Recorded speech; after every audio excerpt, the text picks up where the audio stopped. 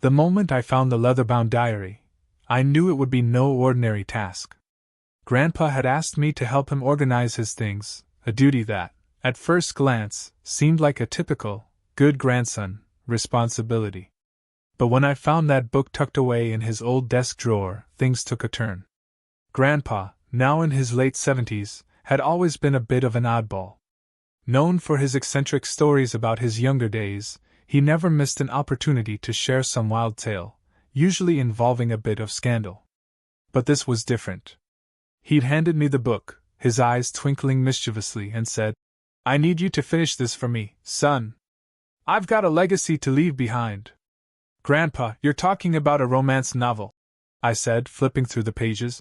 "How in the world do you expect me to finish this?" "It's a special story," he replied, grinning. "It's meant to honor your grandma, but well, I got a bit carried away." "You've got a good imagination, right?" I stared at him, unsure if I should laugh or question what exactly he meant by getting carried away. The book didn't seem like any romance novel I'd ever read. The first page was filled with descriptions of a young, dashing man who seduced women without even trying, a man who just happened to be a younger version of my own grandfather. The main character, who went by the name of Victor, was a smooth-talking charmer, an expert in the art of love. It was ridiculous, but also oddly charming. I laughed.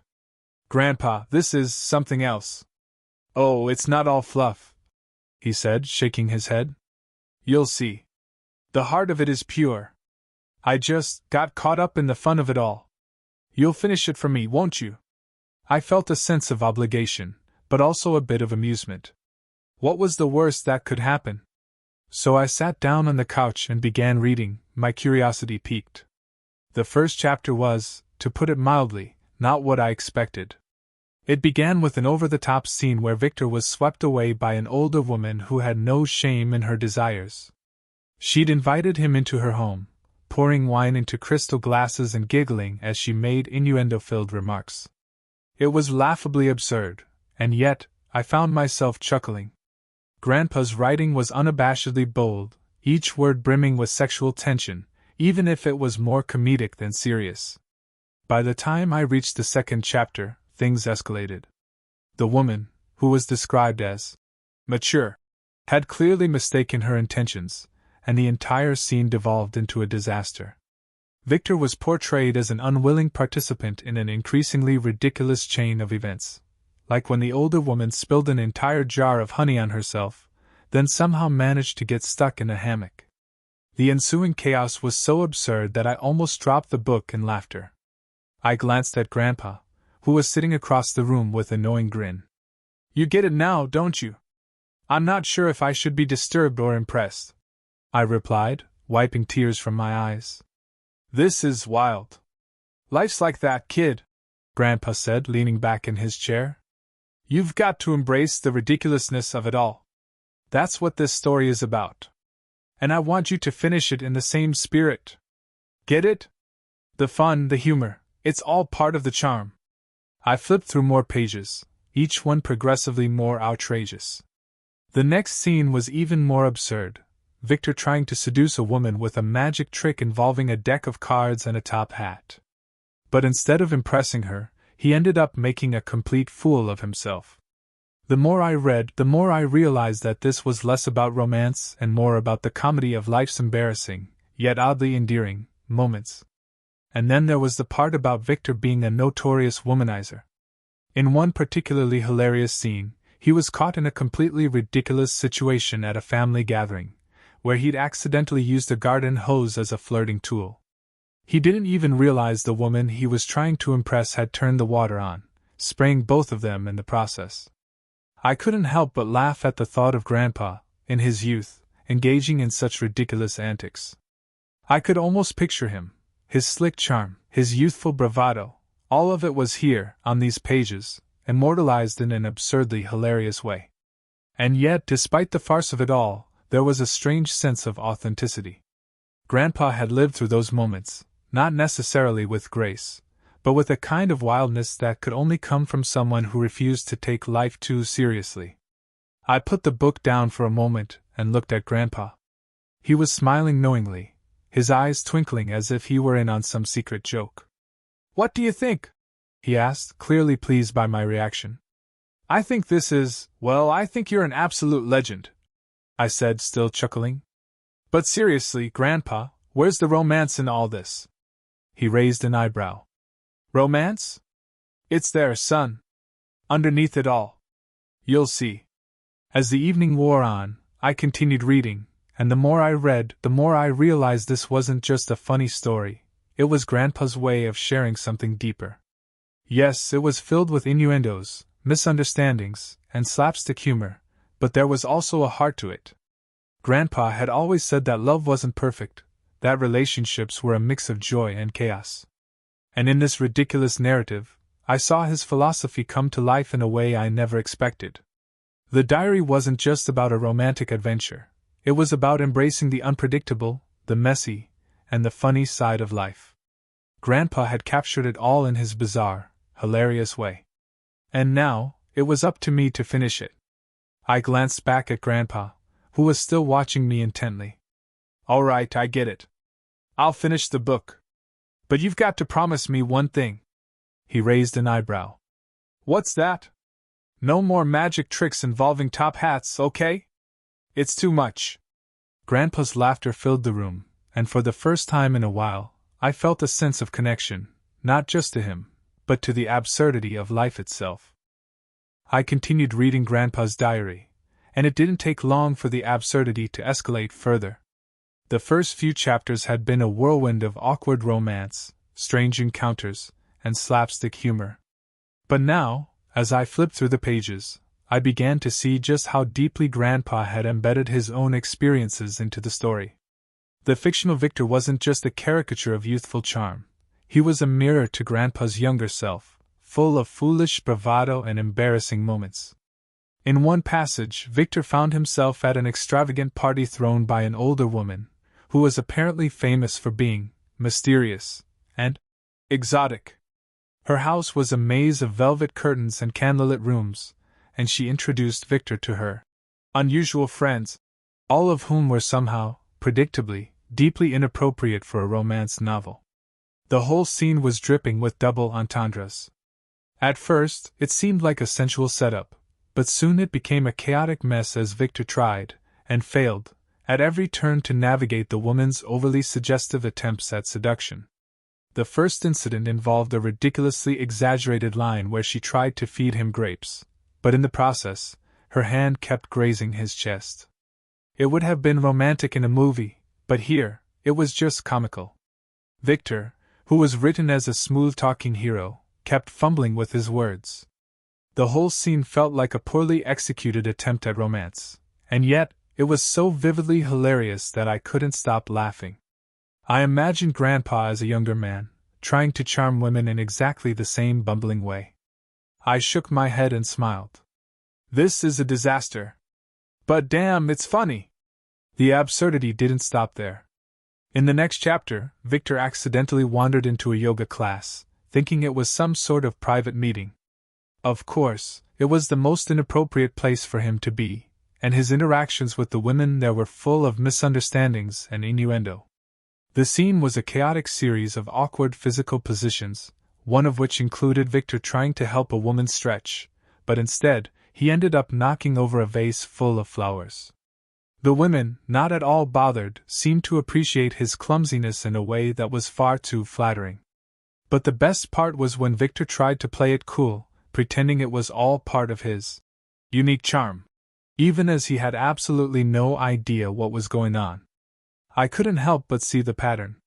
Grandpa had somehow managed to make a whole book about failing at romance, but in the most comical and ridiculous ways.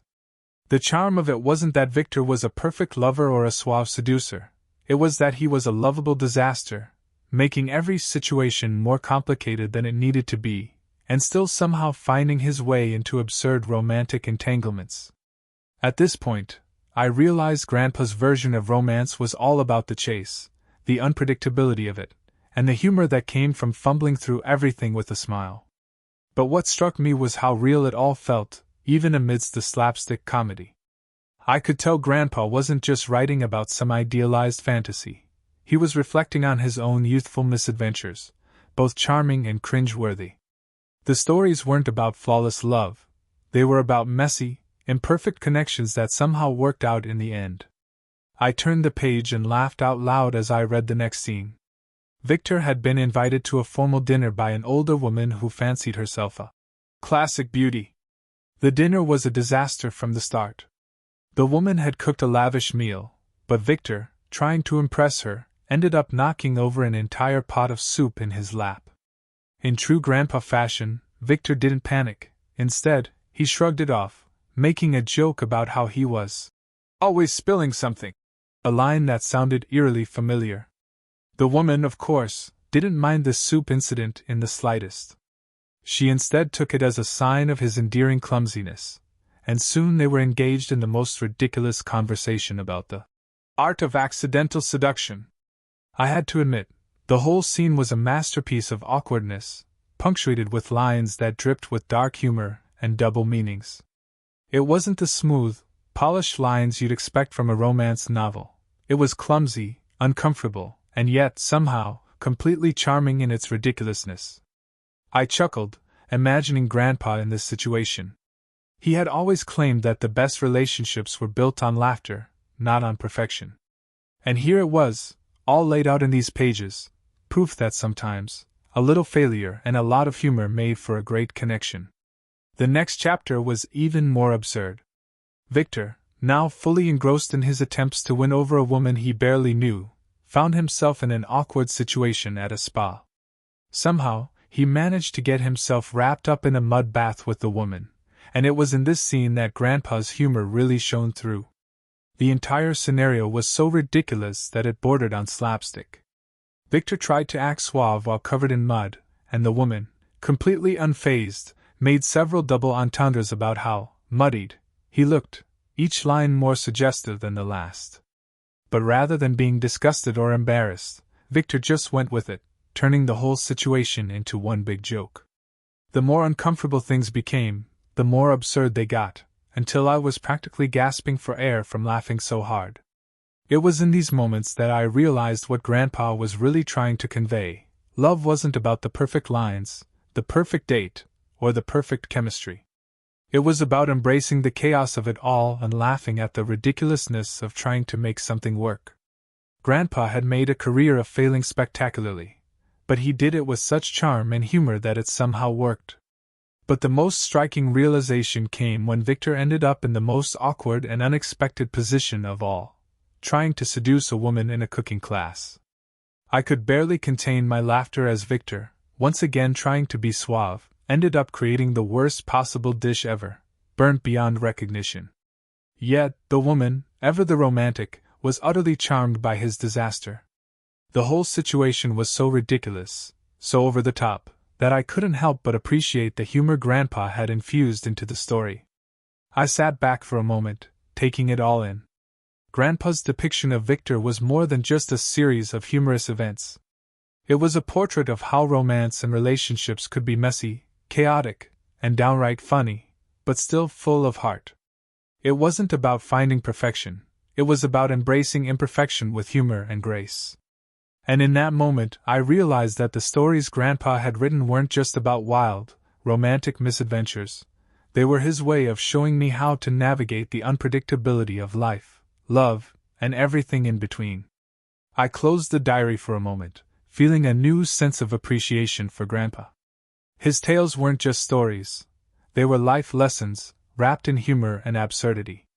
And it was now my job to finish them, to carry forward his legacy of laughter and love, no matter how ridiculous it got. The more I read, the more I realized that Grandpa's diary wasn't just a quirky collection of his past romantic escapades. It was a lesson in how to navigate life's awkward, unpredictable moments. The further I got into the chapters, the more I saw how deeply his sense of humor had shaped his relationships. The stories were a celebration of imperfection, highlighting how far you could go in a romantic encounter, even when everything was going disastrously wrong. Take the next chapter, for instance. Victor was at an upscale dinner party, where he was invited to impress the guests with his supposed charm. Of course, things went terribly wrong almost immediately. The entire event turned into a disastrous game of miscommunication and accidental insults. The woman he was trying to woo had a penchant for talking about philosophy, a subject Victor knew nothing about. So, naturally, he tried to bluff his way through, casually dropping nonsensical philosophical quotes that were completely out of context. The more he tried to play it cool, the more he dug himself into a hole, giving a half-baked lecture on existentialism that made no sense. Instead of getting embarrassed, Victor kept going, convinced that he could charm his way out of it. The woman, completely oblivious to his blunders, just nodded along, somehow more impressed by his confidence than the actual substance of his words. The entire situation was one big, awkward mess, but it was hilarious in its absurdity. Grandpa had captured the essence of the situation perfectly. Sometimes, it's not about being clever or knowing what to say, but about owning the chaos and just rolling with it. I couldn't stop laughing as I read on. The absurdity didn't stop there. The next chapter took Victor to a cooking class where he was paired with a woman who was absolutely terrible at cooking. The scene unfolded with the woman confidently chopping vegetables, while Victor, who couldn't even boil an egg, tried to impress her with his own culinary skills. Needless to say, things went downhill fast. He managed to burn the kitchen, spill an entire bowl of soup, and somehow set off the fire alarm in the process. All the while, the woman didn't seem to notice the disaster unfolding, thinking his every move was part of his charming persona. She even complimented him for being able to handle the chaos with such grace. The whole thing was a parody of the classic romantic cooking scene, only it was turned completely on its head. Grandpa had a knack for taking something as simple as cooking and making it the most ridiculous scenario imaginable, with Victor playing the clueless hero who somehow always managed to get the girl in the end. As absurd as it was, the scene resonated with something deeper, the idea that life's messiest moments can sometimes lead to the most unexpected connections. Even though everything was falling apart, Victor was still able to charm the woman just by being himself, awkward, goofy, and completely out of his depth. It was a testament to Grandpa's philosophy. Sometimes, the best way to win someone over is to just be unapologetically you, even if you're failing miserably. I leaned back in the chair and took a deep breath, wiping away the tears from laughing too hard. As much as the story was full of ridiculous humor, it had a strange, undeniable charm. It wasn't just about Victor's escapades, it was about the beauty of failure and how it could lead to something more meaningful. There was a genuine warmth in the humor, a reminder that life didn't always have to be perfect to be worthwhile. As I turned the page, I was greeted with another one of Grandpa's classic setups. This time, Victor found himself in a wildly inappropriate situation at a spa. He had been invited to relax by a woman who claimed to be a wellness expert. Of course, Victor had no idea what he was getting into. The whole scenario was a mess from the start. He didn't know what half of the spa treatments were, much less how to participate in them. He managed to get stuck in a mud mask, slipped into a massage table, and ended up accidentally causing a chain reaction that led to a series of embarrassing events, including knocking over a jar of essential oils that spilled everywhere. The woman, completely unfazed, just laughed it off and assured him it was all part of the experience. But Victor, of course, tried to turn everything into a joke, pretending that he had meant to cause chaos all along. It was a typical Grandpa move, finding humor in the most awkward, uncomfortable situations. And what struck me most was how Victor never tried to hide his mistakes or cover them up. He just leaned into them, letting the absurdity unfold without shame. There was something incredibly freeing about that, about embracing life's messes and laughing at them rather than trying to pretend everything was perfect. I could almost picture Grandpa in a situation like this, maybe not at a spa, but in some equally ridiculous setting, taking everything in stride and making the best out of whatever absurd situation life threw at him. It was clear now that Grandpa wasn't just writing a comedy. He was writing a manual for how to survive the weird, uncomfortable, and often embarrassing moments in life. His message was clear: laugh at the chaos, embrace the mess, and never take yourself too seriously. The next chapter took things to an entirely new level. Victor found himself in a bizarre series of events during a trip to a farm. He had been invited by a woman who, for some reason, thought it would be romantic to introduce him to farm life. Of course, Victor was out of his element, and every attempt to help with chores resulted in complete chaos. He tripped over a chicken, fell into a muddy pond, and somehow managed to get tangled up in a hay bale. But despite his clumsiness, the woman found it endearing, and somehow, by the end of the day, they were having dinner together, laughing about the day's events. It was one of those absurd moments where you couldn't help but appreciate the sheer ridiculousness of it all. The more Victor failed, the more the woman seemed to like him.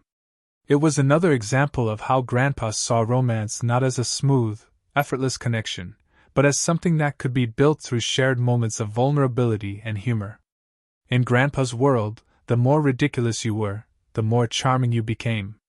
I couldn't help but feel a deep appreciation for the way Grandpa had captured the absurdity of life. These stories weren't just a reflection of his youth, they were a celebration of the awkwardness, the failures, and the messiness that made life interesting. It wasn't about being perfect, it was about owning who you were, flaws and all, and finding humor in the chaos. And in that, Grandpa had found something even more valuable than romance. He had found a way to laugh through life's most ridiculous moments, and in doing so, had created something that would be remembered for years to come. As I closed the diary, I knew what I had to do. Grandpa had asked me to finish the book, and now I understood the true heart of the story.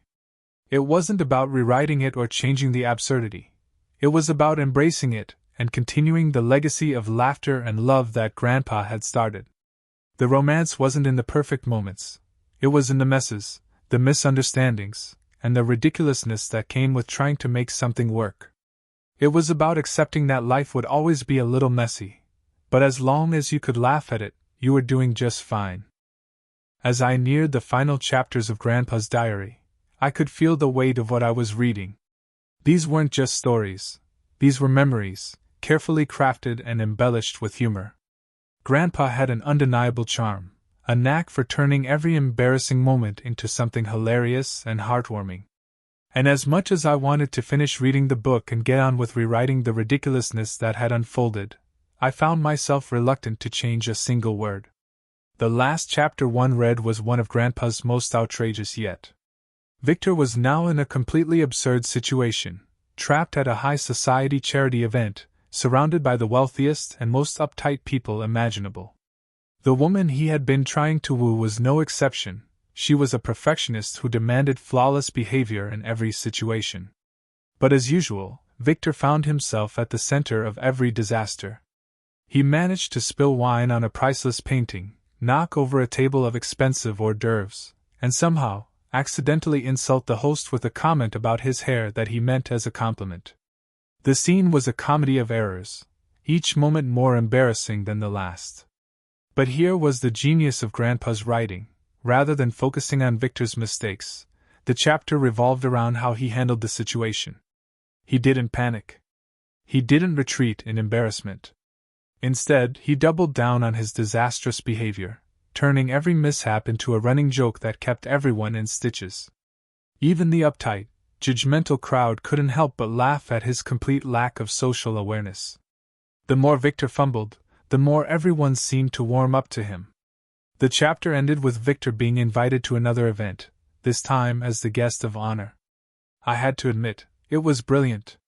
Grandpa had turned an absolute nightmare into a triumph simply by embracing the chaos. I paused, thinking about how much of Grandpa was woven into these pages. The themes weren't just about romance or humor, they were about resilience, the ability to laugh at yourself when everything goes wrong, and most importantly, the joy of never taking life too seriously. Grandpa had lived a life full of missteps, awkward moments, and mistakes, but he had always found a way to make those moments work for him. And in his stories, he'd passed that same lesson along to me. The next story in the diary was no less ridiculous, but it was also oddly touching. This time, Victor was on a fishing trip with a woman he had recently started dating. The whole scene was set up to be a traditional romance story, with the woman trying to teach Victor the delicate art of fishing. But as you can imagine, nothing went according to plan. Victor ended up with a hook stuck in his finger, a rod broken in half, and somehow managed to fall into the lake. The woman, meanwhile, remained completely calm and collected, offering the kind of wisdom that only comes from someone who has spent a lifetime around fishing poles.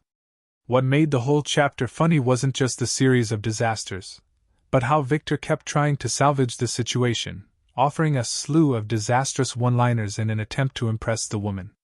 And instead of getting frustrated with him, she simply laughed and offered him her hand, pulling him out of the water. It was a perfect encapsulation of Grandpa's take on relationships. Sometimes, you don't need to be perfect to make a connection. The woman wasn't looking for a flawless partner. She was looking for someone who could embrace the absurdity of life with her. And in that moment, Victor did just that. I couldn't help but think about how much Grandpa's view on relationships had shaped his writing. His stories weren't about finding the perfect match or creating the ideal relationship. They were about the importance of shared humor, the ability to laugh together in the face of failure, and the way that imperfection could bring people closer. He had always said that the best relationships were built on shared laughter and mutual respect. And in these pages, I could see that philosophy come alive in every awkward misstep and every failed attempt at romance. But it wasn't all romance. Some of the most ridiculous chapters revolved around Victor's encounters with family members, where he found himself stuck in the most awkward situations imaginable. In one chapter, he was forced to attend a family reunion where his relatives kept embarrassing him with stories of his childhood, digging up long-forgotten family secrets, and even telling ridiculous stories about his failed attempts at relationships. It was a far cry from the typical family gathering scene that you might find in a romance novel. Instead, it was full of uncomfortable laughter and biting humor, with Victor trying his best to survive the endless barrage of questions and comments. But what struck me was how well Grandpa captured the essence of family gatherings: the awkwardness, the forced politeness, the well-intentioned but utterly embarrassing relatives. And yet, despite the discomfort, Victor managed to navigate it all with humor, eventually leaving the event with new respect for his family. It was here, in these uncomfortable family dynamics, that I began to see the true depth of Grandpa's writing. The humor wasn't just about romantic mishaps. It was about how we all navigate the uncomfortable, awkward moments in life. Whether it was dealing with relatives, going through a disastrous date, or simply trying to survive an everyday situation, Grandpa had a way of taking the most cringe-worthy moments and turning them into something relatable and funny. It was his way of showing that, no matter how bad things seemed, there was always something to laugh at. As I finished reading the last entry, I knew what I had to do. Grandpa had entrusted me with the task of completing his book, and I understood now what he had meant by asking me to carry on his work. This wasn't just about finishing a novel, it was about continuing his message. His stories weren't just about romance or humor, they were about embracing life's messes and finding humor in the chaos. They were about accepting that things wouldn't always go as planned, but that didn't mean we couldn't laugh at it. Grandpa's humor had been his way of showing me that the best moments in life often came from the unexpected, the unplanned, and the utterly ridiculous. I closed the diary and sat back in my chair, feeling a sense of gratitude. Grandpa had left me more than just a series of outrageous stories. He had left me a legacy of humor, of seeing the world through a lens of laughter. And now, it was my turn to carry that legacy forward, to finish what he had started and continue to laugh at life's absurdities. Because, in the end, that's what Grandpa had always known: life wasn't about perfection. It was about embracing the mess, laughing through it, and finding love in the most unexpected places. And as I set the diary down, I realized that this was more than just a story. It was a blueprint for how to live. And I was ready to keep it going,